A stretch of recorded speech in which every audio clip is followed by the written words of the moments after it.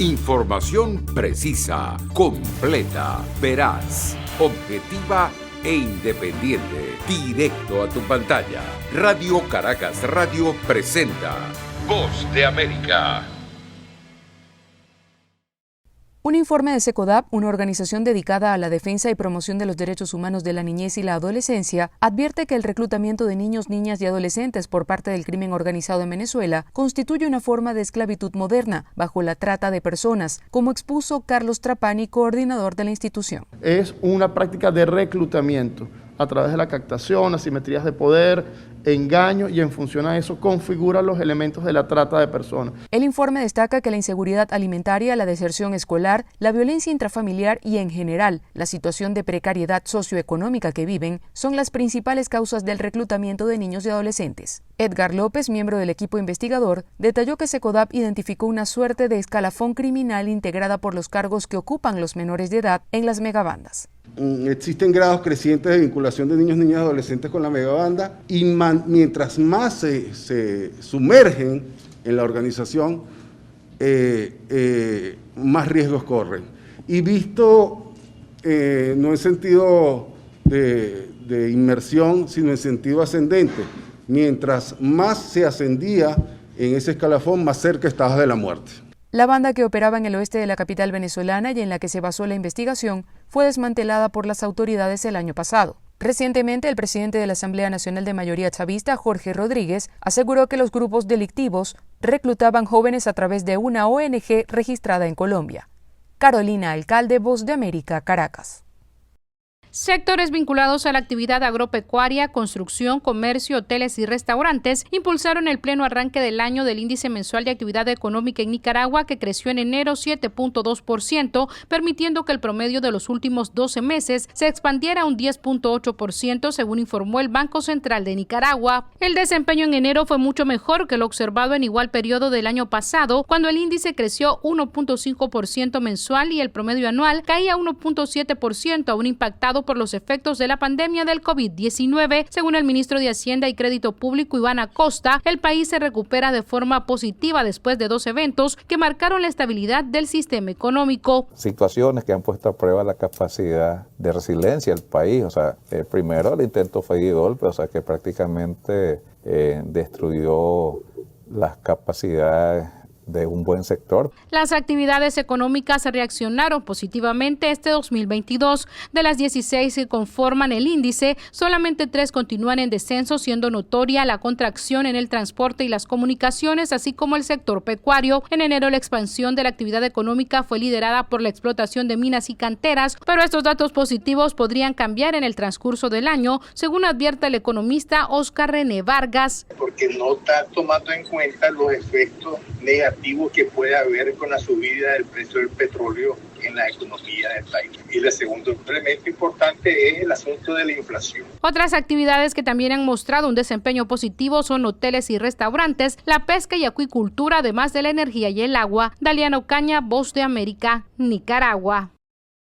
Guatemala reporta un crecimiento del 20.9% en la exportación de bienes y servicios durante 2021, según estimaciones de la Asociación Guatemalteca de Exportadores, AGEXPORT, que registró ingresos por más de 16,000 millones de quetzales, unos 2.200 millones de dólares. Para el analista económico David Casasola del Centro de Investigaciones Económicas Nacionales, CIEN, se debe tomar en cuenta que las comparaciones se hacen con 2020, que fue el año más impactante por la llegada de la pandemia y los cierres de las economías en todo el mundo. Sin embargo, sí es una buena noticia porque refleja que Guatemala sigue teniendo competitividad a nivel internacional. Especialmente en lo que son productos agrícolas, que a nivel agregado pues siguen siendo un peso muy importante dentro de nuestra matriz exportadora. Según AGEXPORT, los sectores que lideran las exportaciones son vestuario y textiles, manufacturas y productos agrícolas no tradicionales. Muchos productores guatemaltecos han tenido que implementar cambios en sus procesos para mejorar las cosechas y que puedan ser aptas para competir a nivel internacional, como explica María Elena Valenzuela, representante de Finca La Cruz, ganadora de la medalla de oro en el concurso internacional Cocoa of Excellence. A partir del 2015 es que empezamos a hacer algunas innovaciones, cambios, acomodarnos a las exigencias del mercado mundial de cacao. Valenzuela explica que el cacao guatemalteco compitió con 270 muestras de África, Oceanía, Asia, Sudamérica, Centroamérica y el Caribe, lo cual ubica a Guatemala en el reconocimiento internacional por su producción agrícola.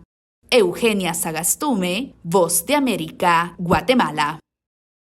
El Congreso de El Salvador aprobó en una sesión extraordinaria reformas a la ley penal para incrementar de 20 a 30 años de cárcel para quienes sean declarados culpables de pertenecer a las estructuras de las pandillas, y también creó la ley de recompensa para el combate a la impunidad y actos de terrorismo. El gobierno decretó el domingo un régimen de excepción y la policía incrementó los operativos que han dejado 2.163 pandilleros detenidos en 4 días. Familiares de algunos de los arrestados acudieron a la sede policiales para solicitar información sobre su paradero y denunciaron supuestas irregularidades en el proceso de detención. Solo entraron y lo golpearon y se me lo llevaron desde el domingo. El presidente Nayib Bukele respondió al pronunciamiento de la Comisión Interamericana de Derechos Humanos CIDH, que expresó su preocupación por el exceso de las medidas de emergencia en las cárceles para ordenar el confinamiento absoluto de los cabecillas de las estructuras de las pandillas, y en su cuenta de Twitter escribió: ya salió la CIDH a defender a los pandilleros, pero ni una sola palabra sobre las víctimas de estos asesinos. Queda claro de qué lado están. Por su parte, el presidente del Congreso, Ernesto Castro, también tuvo una respuesta dura para la comunidad internacional, que ha reaccionado por las medidas aplicadas. Se está manifestando, defendiendo a todas luces a estos criminales terroristas, que si no van a ayudar, que no estorben, que en este país nosotros vamos a tomar las decisiones, porque nosotros somos en este país los que estamos poniendo los muertos. Para el legislador Rodrigo Ávila, del partido de oposición Alianza Republicana Nacionalista Arena, la reacción del mandatario no está a la altura del ambiente de cordialidad que debe existir con los organismos internacionales. Cuando se tienen opiniones diferentes, creo que no se tiene que recurrir a la descalificación, al ataque. En tanto, la reacción de la ciudadanía no se ha dejado esperar, y un alto porcentaje de los salvadoreños consultados han expresado su confianza en que las medidas sean eficaces para combatir la inseguridad que por décadas ha afectado al país. Nerima del Reyes, Voz de América, El Salvador. Las remesas enviadas a Latinoamérica y el Caribe en 2021 mostraron un crecimiento importante y, pese a la situación planteada por el COVID-19, según revela el informe, superaron el 20% en 2021. Y la región latinoamericana y el Caribe fueron las beneficiadas, siendo Estados Unidos el país desde donde se realizó la mayoría de estas transacciones. El reporte elaborado por la organización Diálogo Interamericano destaca que el fenómeno es atribuido a la rápida recuperación de la economía estadounidense y la suma de factores como el aumento de migrantes, la prolongación de la estadía en el país debido a la dificultad para trasladarse de un lugar a otro a consecuencia de la pandemia y el incremento en las transferencias electrónicas, algo que ha hecho que el proceso de enviar dinero sea más fácil ahora. El director del programa Migración, Remesas y Desarrollo de Diálogo Interamericano, Manuel Orozco, que también es el autor del informe, remarca que las remesas aumentaron en cantidad y en valor debido a que algunos migrantes han logrado tener mejores ingresos y representaron en promedio el 5% del Producto Interno Bruto total de la región durante 2021. Esta cifra incluso supera el 20% en algunos países de la región y se enfatiza en que estas transacciones pueden generar mensualmente más de 10 millones de operaciones a través de medios digitales. El reporte también destaca los nuevos patrones de migración interregional que durante los últimos años han ido cambiando, motivados por la crisis política y social que padecen algunos países de la región, y resalta el caso de Costa Rica, donde se estima que podría haber más de 400,000 nicaragüenses migrantes producto de la represión ejercida por el presidente Daniel Ortega y que durante el último año hicieron más de 200,000 envíos de dinero a sus familiares en Nicaragua. La migración y la remesa son parte central de la vida en América Latina y el Caribe y van cambiando con el paso de los años, por lo que el informe destaca la llegada masiva de venezolanos y haitianos a países como Chile, Colombia, Costa Rica, Panamá, República Dominicana y México, lo que ha hecho que el envío de remesas entre estos países también se incremente. Héctor Contreras, Voz de América, Washington. Uno de los impactos más evidentes de la invasión rusa en Ucrania es el precio de los combustibles, que en las últimas semanas ha golpeado el bolsillo de los ciudadanos en varios países del mundo. Estados Unidos ha experimentado este proceso y el presidente Joe Biden podría tomar medidas adicionales a las que ya tomó antes de la invasión, liberando ahora hasta 1 millón de barriles de petróleo por día de la Reserva Estratégica de Petróleo de la Nación. El mandatario podría realizar el anuncio comercio hoy a tiempo de plantear su estrategia para enfrentar una drástica elevación de precios en los combustibles que ha complicado a los consumidores en diferentes aspectos de la economía. Los detalles del lanzamiento aún se estarían finalizando y se espera que tenga un efecto positivo en la producción y la cadena de suministros, que ha afectado a los productos que llegan hasta los centros de abastecimiento. El miércoles, el petróleo crudo se cotizaba a casi $105 por barril, comparado con los $60 que se cotizaba hace un año. Y Estados Unidos se prepara para aceptar hasta 100.000 refugiados procedentes de Ucrania, y la comunidad ucraniana en ciudades como Sacramento, en California, y Seattle, en el estado de Washington, están movilizándose para tener un operativo listo para recibirlos. El anuncio del presidente Joe Biden hace algunos días motivó a estas personas a una preparación inmediata para proporcionarles alojamiento, alimentos, educación y atención de salud. Muchos refugiados ucranianos desean quedarse en Europa más cerca de sus hogares, pero también daremos la bienvenida a 100.000 ucranianos en los Estados Unidos con un enfoque en la reunificación familiar. Aunque el gobierno federal no ha confirmado la fecha para el inicio del proceso formal de reasentamiento, los grupos ucranianos en Estados Unidos ya están brindando apoyo a las personas que ingresan al país a través de otros canales, incluso con visas que eventualmente vencerán o volando a México y cruzando la frontera. Edward Kislianka, pastor principal de la iglesia House of Bread cerca de Sacramento, en California, dijo que ningún refugiado espera que estés listo para ellos y ha estado enviando equipos de personas a Polonia y preparando a docenas de las familias que son miembros de su congregación para albergar a las personas que llegarán a Estados Unidos. Yoconda Tapia, Voz de América, Washington. Para muchos atletas profesionales, la invasión rusa en Ucrania los ha llevado a hablar en apoyo de su país, pero para muchos simplemente hablar no es suficiente. Íconos como el rey de fútbol Pelé y el campeón de Fórmula 1 Lewis Hamilton, hasta jugadores de hockey como Wayne Gretzky y Dominik Hasek, muchos atletas expresan su apoyo a Ucrania y condenan la invasión de Rusia. En la reciente Copa Mundial de Biatlón Kontiolahti 2022, los equipos mundialistas colocaron estratégicamente la bandera ucraniana en las zonas de tiro para que terminaran todas las tomas de televisión. Muchos atletas se han vestido con los colores azul y amarillo de Ucrania. Timothy Backhurst, profesor de la Universidad Estatal de la Florida, dice que estas demostraciones políticas son cada vez más comunes en el mundo del deporte. Aquí estamos viendo una situación en la que la política está afectando los deportes no solo en un área pequeña, no solo con un país, sino con muchos países y muchas organizaciones, lo cual es inusual, dijo. Pero la ex patinadora artística ucraniana y campeona olímpica en 1994, Oksana Bayul, dice que los gestos y las palabras no son suficientes para detener la invasión de Rusia en Ucrania. Siempre he dicho que la cultura y los deportes deberían estar más allá de la política. Y cuando empezó la guerra, cuando las bombas empezaron a caer en los edificios, cuando las madres y los niños empezaron a morir a manos de Putin, esto verdaderamente está más allá de la política. Bueno, otros atletas, y esta es solo mi opinión, cuando dicen no a la guerra, bueno, ¿qué significa no a la guerra? Algunos atletas ucranianos han optado por unirse al ejército para ayudar a defender su país. Por su parte, la mayoría de los atletas rusos se han mantenido en silencio sobre la invasión rusa de Ucrania, aunque hay excepciones, como el tenista número 2 del mundo Daniil Medvedev y el tenista Andrei Rublev y el futbolista Fyodor Smolov, entre ellos. Y el jugador de hockey ruso Alexander Ovechkin, capitán de los Washington Capitals de la Liga Nacional de Hockey, en su comentario simplemente dijo que quería la paz, evitando cualquier crítica directa a Vladimir Putin. John F. Burnett, Voz de América, Washington. Una flota de 45 autobuses se dirige hacia la ciudad asediada de Mariupol, al sureste de Ucrania y principal foco de la crisis humanitaria en esta guerra, luego de haber sido objetivo diario de los ataques rusos. Desde el primer día de la invasión, el 24 de febrero, el Kremlin ha mantenido su interés en conquistar esta urbe, clave por su localización geográfica a orillas del mar de Azov, y luego de más de un mes de ofensiva, se calcula que unas 170.000 personas continúan atrapadas.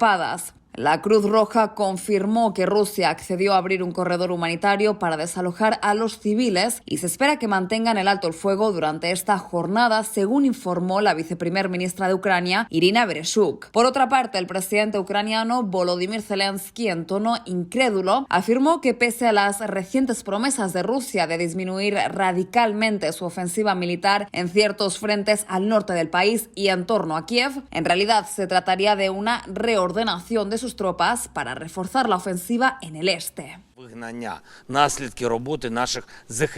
Sabemos que esto no es una retirada, sino las consecuencias de nuestros defensores, pero también vemos que al mismo tiempo hay una acumulación de tropas rusas para nuevos ataques en el Donbass, y nos estamos preparando para esto. No le creemos a nadie, no confiamos en ninguna construcción verbal hermosa. Hay una situación real en el campo de batalla y ahora eso es lo más importante. Lucharemos por cada metro de nuestra tierra y por cada persona, afirmó el líder ucraniano mientras recordaba que siguen bajo la amenaza de los misiles rusos. Por su parte, el senador republicano Marco Rubio, refiriéndose a este tema, dijo: Creo que es una retirada lenta de las tropas para que puedan modernizarse y luego regresar y concretar su fuerza en el este para lograr su plan de respaldo, y Putin cree que eso le dará la ventaja para negociar en última instancia con los ucranianos.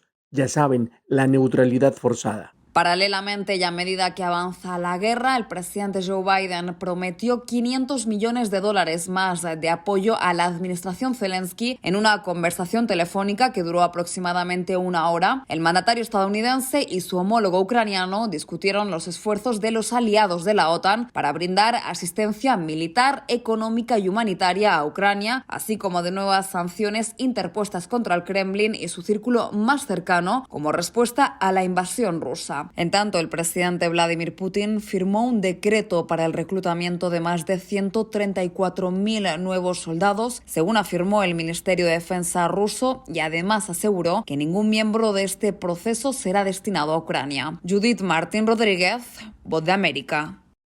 El presidente de Estados Unidos, Joe Biden, se está preparando para ordenar la liberación de hasta 1 millón de barriles de petróleo por día de la Reserva Estratégica de Petróleo de la nación. Esto, según lo han dicho dos personas familiarizadas con la decisión, en un intento por controlar los precios de la energía que se han disparado a medida que Washington y sus aliados han impuesto severas sanciones a Rusia por su invasión hacia Ucrania. El anuncio podría llegar tan pronto como hoy jueves, cuando la Casa Blanca dice que Biden planea hacer comentarios sobre los planes de su administración para combatir el aumento de los precios de la gasolina. La duración de la medida no se ha finalizado, pero podría durar varios meses. Mientras Biden y Zelensky conversan de un nuevo paquete de ayuda financiera directa a Ucrania. Durante una llamada telefónica que se llevó a cabo el miércoles, parte de la conversación corrió hacia el tema de cómo Washington continúa apoyando humanitaria, militar y económicamente a Kiev tras la invasión no provocada emprendida por Rusia el pasado 24 de febrero. Zelensky, por su parte, ofreció detalles a Biden sobre el estado de las recientes conversaciones de paz con sus pares rusos, cuya última ronda ocurrió el martes en Turquía. Por último, el gobierno estadounidense tiene esbozado un plan para levantar el 23 de mayo los límites a los pedidos de asilo en la frontera con México, que fueron impuestos para evitar el contagio de COVID-19. Así lo informaron fuentes allegadas al tema. La decisión, que no es definitiva todavía, acabaría con el uso de razones de salud pública para absolver a Estados Unidos de sus obligaciones bajo las leyes nacionales y tratados internacionales de otorgar asilo a las víctimas de persecución. Desde Washington, Sofía Pisani, Voz de América.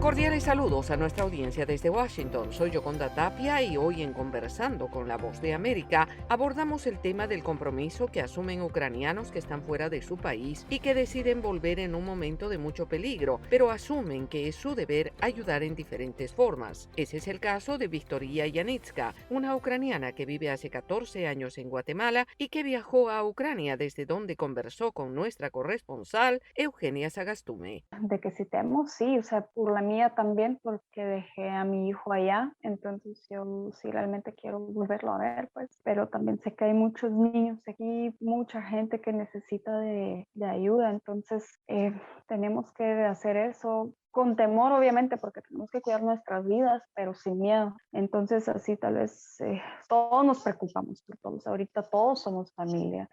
Yo me preocupo por mi familia y por los de los demás. Entonces, temor hay, pero siento que no, a pesar de eso, pues estamos aquí y estamos luchando. ¿Qué has hecho estando allá y de qué forma has ayudado para poder aprovechar al máximo este tiempo que tú estás en Ucrania? Yo ahorita pues traje ayuda económica más que nada porque donde estoy ahorita con mi hermano, pues ellos se dedican a salvar a los niños enfermos de las zonas rojas, por así decir, a lugares más seguros. Ellos han ido a ciudad de Chernihiv, pero hace un par de días los rusos explotaron el último puente que llevaba a la ciudad, entonces con eso cortaron la comunicación. Eso es muy peligroso ahorita ya. Incluso pues, llevábamos una ambulancia así repleta de piso al cielo con ayuda, con comida, con medicamentos, y lamentablemente pues cuando ya llegamos aquí explotaron el puente, entonces ya no se pudo hacer ese viaje, por ejemplo. Entonces pues también da mucha cólera,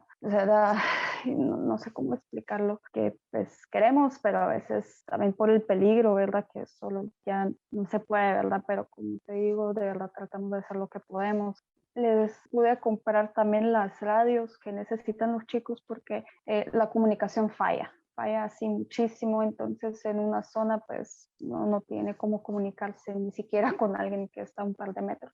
¿Cómo es estar allí y escuchar que cae o alguna bomba, suena un misil? Mi primera experiencia con eso fue cuando yo llegué, bueno, mi primer día a Ucrania, cuando yo estaba en territorio ucraniano. Me acogió una familia muy linda porque yo realmente no tenía en dónde quedarme, entonces me acogieron como si fuera su propia hija, o sea, como si fuera parte de la familia. Entonces me dijeron, mira, nosotros dormimos vestidos, con cosas listas, con papeles, con una mochila, digamos, con agua, algo de provisiones, ¿verdad? Entonces ellos ya tenían todo eso listo por si sonaba la alarma. La noche, gracias a Dios, pues me recuerdo que dormimos bien, pero lo primero en la mañana, así 6:50 creo yo que era, sonó la alarma. No la escuché tan cerca, pero sí da miedo. Da miedo, o sea, ese temor, ¿verdad? Entonces, nosotros estábamos en un 5º nivel, nos bajamos así lo más rápido que pudimos, pues por las gradas y todo. Bajamos al sótano, vino gente de la calle, porque los que están en la calle, pues si escuchan una sirena, también se tienen que ir al sótano, a un lugar seguro. Entonces vino la gente, porque no se sabe en qué lugar ni en dónde realmente puede caer o puede ocurrir algo. ¿Cómo sigue la vida rutinaria en Ucrania? La mayor parte de los que pueden trabajar, trabajan, porque quiera que no se pueden quedar solo en casa esperando, porque también necesitan recursos para comprar comida, si no nos vamos a quedar sin comida, sin agua, ¿verdad? Porque necesitamos de dinero, ¿verdad? O sea, para cosas básicas. Entonces yo apoyo mucho eso porque sí hay que seguir trabajando, no nos podemos parar. Entonces si uno puede trabajar, trabaja. Obviamente pues en zonas peligrosas ya aquí pues muchas tiendas están cerradas. Los supermercados, por ejemplo, sí están trabajando, sí están muy bien abastecidos, gracias a Dios por el momento, pero no en todas las regiones. Por ejemplo, como decía en Chernihiv, ellos ahorita se quedaron alrededor de 150,000, si no más, sin agua, sin luz, sin comida, sin medicamentos. O sea, eso sí es una catástrofe. Para mí, la verdad es que es un genocidio realmente lo que está pasando. Era Victoria Yanitska, una ucraniana que vive en Guatemala y decidió volver a su país para ayudar a sus compatriotas. Esto fue Conversando con la Voz de América.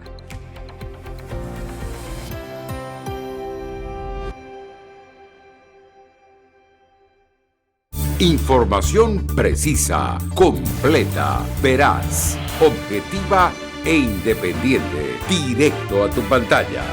Voz de América en RCR 750.